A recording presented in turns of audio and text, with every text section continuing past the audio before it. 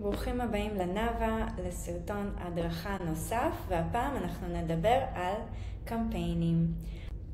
איך מגיעים לקמפיינים? בתפריט אנחנו מגיעים, יורדים פה לתפריט ולוחצים על קמפיינס. בקמפיינס נפתחים בעצם כל הקמפיינים שמוצעים לנו על ידי מותגים. כאן לצורך הסרטון אנחנו רואים משהו לדוגמה שיצרתי כדי שנבין איך זה נראה. כל מותג יעלה קמפיין ואפשר יהיה לראות עליו את השם של הקמפיין, את המותג, גם כאן את הברנד של הקמפיין, את הדרישות של המותג מהקמפיין. לדוגמה כאן אני הזנתי שאני מעוניינת לתת מוצרים ליוצרים, למי שישתתף בקמפיין, ואני רוצה קידום ברשתות החברתיות. אז שימו לב לדרישות של הקמפיין, ואז אם זה משהו שהוא פחות רלוונטי לכם, אז כמובן אל תגישו. אין הגבלת הגשה, זאת אומרת, אם אתם לא עומדים בקריטריונים האלה פה, זה לא אומר שאתם לא יכולים להגיש מועמדות, אבל כן שימו לב לזה שהמותג גם יציין את הקריטריונים שלו להגשת המועמדות. יש פה כפתור של rewards. כמו שאתם זוכרים, המערכת היא בעיקר מבוססת תמלוגים, כלומר אפשר לצבור קרדיטים, נקודות על פעולות שעושים במערכת ואז לממש אותן בחנות עצמה. בנוסף, החנות, המותג, יכול להציע תמלוגים נוספים.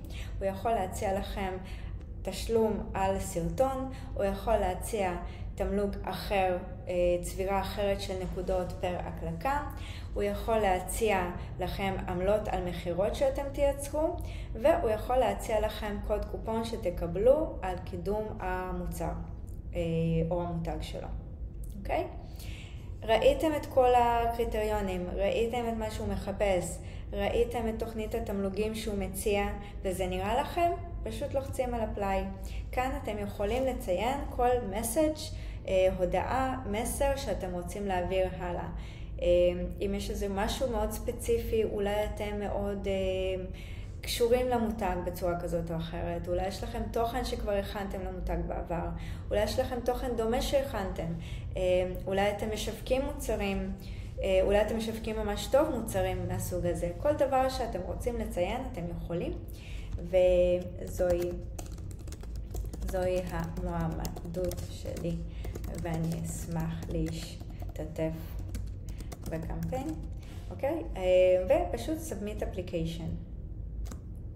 ברגע שעשיתם submit application, אני אזיז את עצמי שנייה לפה, הגשתם בעצם מועמדות לקמפיין הזה, ואם ראינו כאן את הטאבים, שימו לב, יש פה את הטאבים, יש פה available, זה כל הקמפיינים שהיו לנו מוצאים. ברגע שהגשנו מועמדות, אז זה יעבור לטאב של applied, זה המועמדויות שלנו, ואנחנו רואים למי הגשנו מועמדות, אנחנו רואים באיזה תאריך, אנחנו רואים מה הסטטוס, ואנחנו יכולים גם להחליט, אופסי, עשיתי את זה בטעות, אני מתחרט, אני מבטל את המועמדות שלי.